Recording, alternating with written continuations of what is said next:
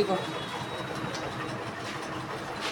तो चलो हम लोग समझते हैं क्या, समझते हैं हम लोग कि एक मझोले किसान और एक बड़े किसान में क्या अंतर होता है, और मझोले और बड़े किसान जो है कृषि से कैसे पूंजी प्राप्त करते हैं, है ना।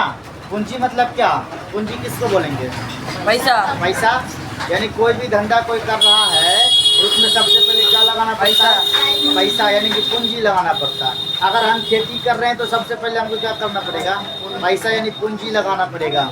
ठीक है, देखो इधर तो क्या है कि मझोले किसान जो है इसकी अपेक्षा बड़े किसान के पास क्या है?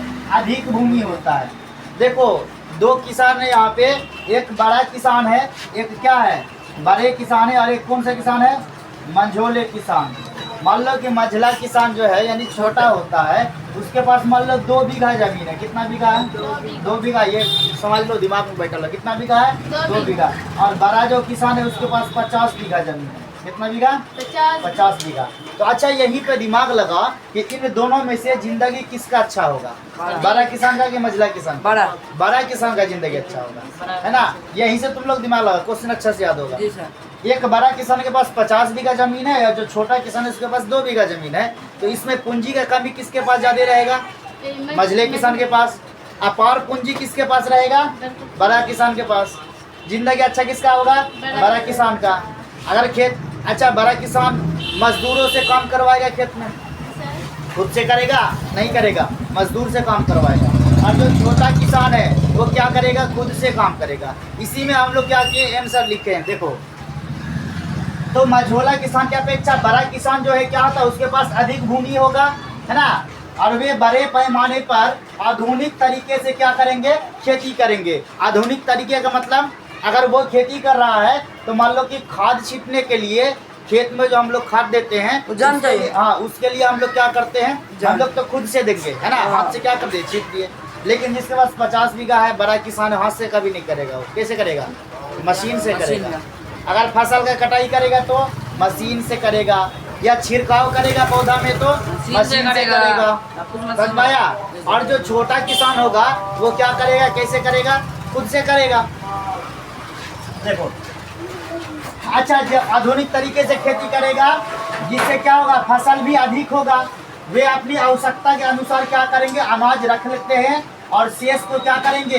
बेच देंगे, जिससे उसकी पूंजी क्या होती है? बन जाती है, और बैंक से ऋण लेने की कोई आवश्यकता नहीं होती है। जो बड़ा किसान होगा वो क्या करेगा? बैंक से लोन नहीं लेगा, क्योंकि उसके पास बहुत सारा पूंजी होता है ना।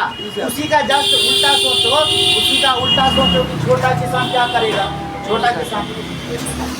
लेकिन जो मझोले किसान होते हैं उसके पास क्या होगा? कम भूमि होगा और उसी में खेती करते हैं तथा फसल भी कम मात्रा में उगता है। अब कम खेत है जिसके पास, तो फसल भी क्या होगा? कम उगेगा, जिससे उसके परिवार का क्या होता है? भरण पोषण भी ठीक से नहीं हो पाता है ना। और जो बड़ा किसान है उसके परिवार का भरण पोषण अच्छा से हो रहा है, बाकी का अनाज को क्या कर रहा है? बेच रहा है ना।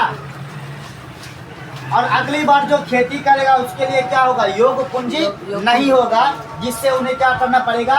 ऋण लेना पड़ेगा। ठीक है, किसान को, छोटे किसान को क्या करना होगा? ऋण लेना पड़ेगा। ऋण मतलब होता है कर्जा। उसका देखो बड़े किसान और छोटे किसान में क्या भिन्नता है? दोनों में क्या भिन्नता है? अलग अलग कैसे हैं उन लोग?